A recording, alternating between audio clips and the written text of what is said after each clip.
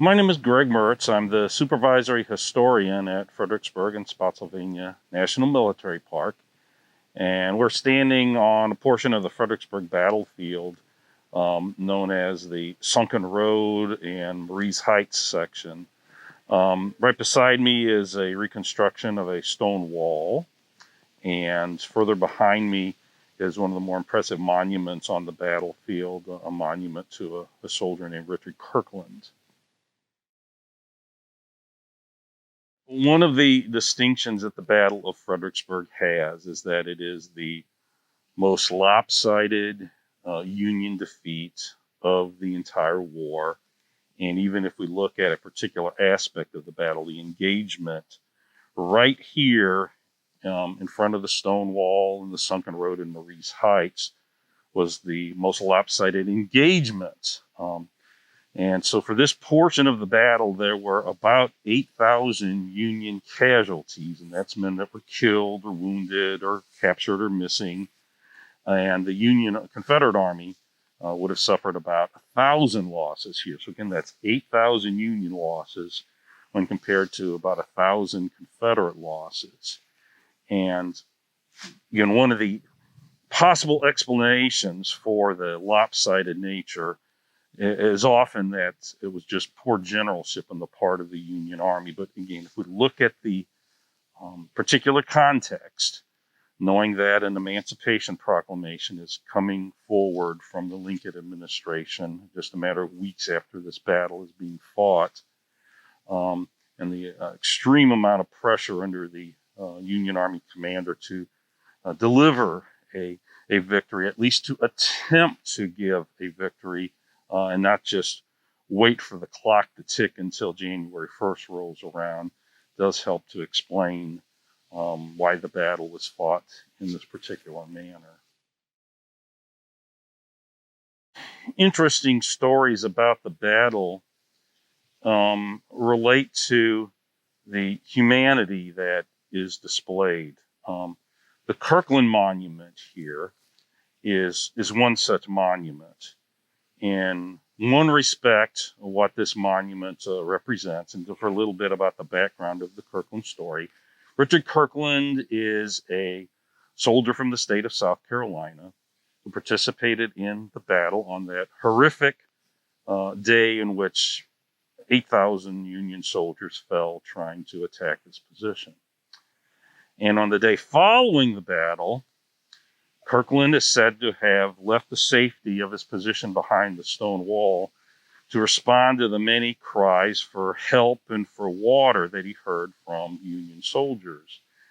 And we believe that he spent about an hour and a half going back and forth across the field, giving aid to enemy soldiers.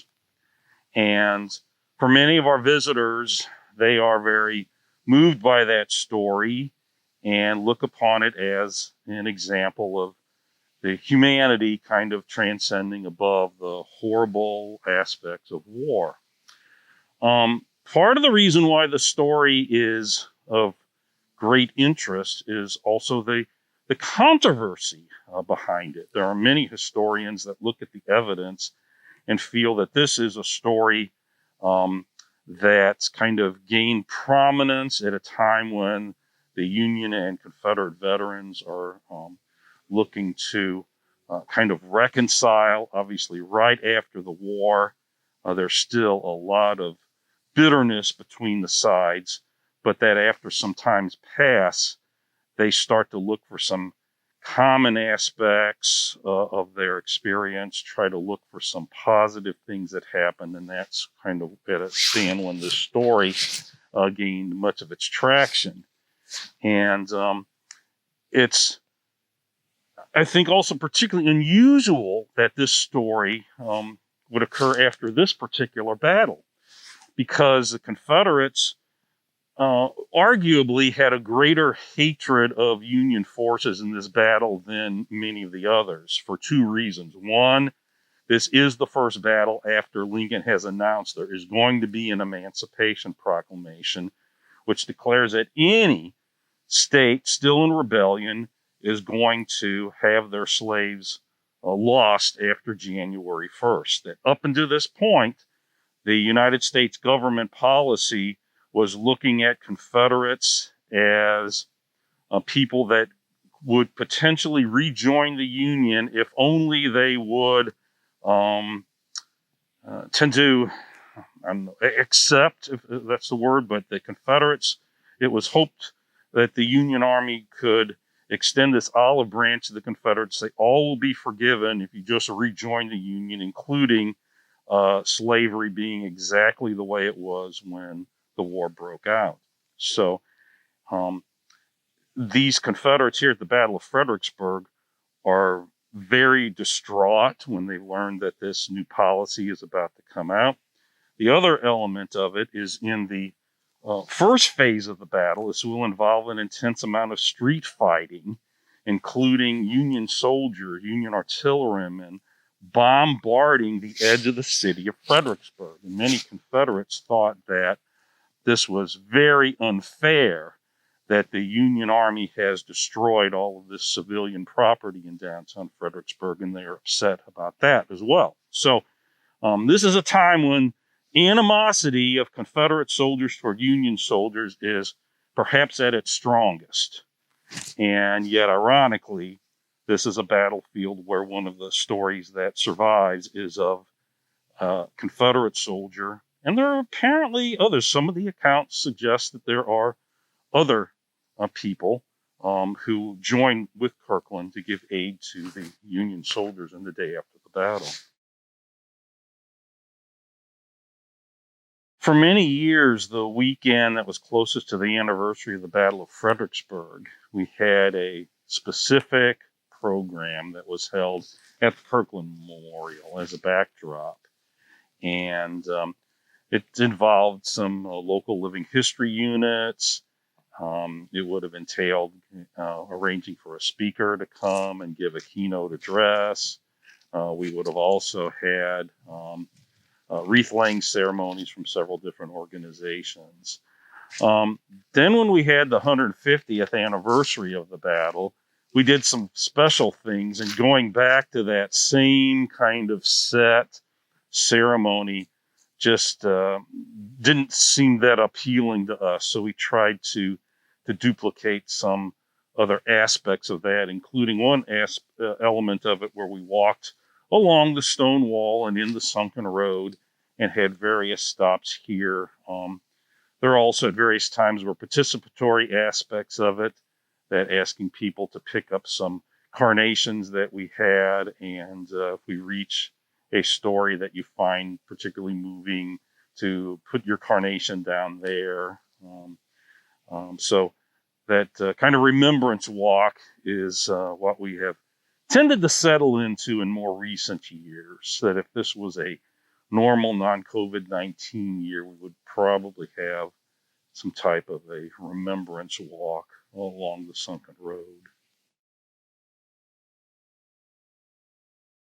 For future anniversaries of the Battle of Fredericksburg, I would expect that we will have some changes in regard to the focus. And it's not just something that we'll suddenly do. We've gradually seen some changes to the way in which we have addressed the Battle of Fredericksburg, where early on it was really a focus on the soldiers that were here.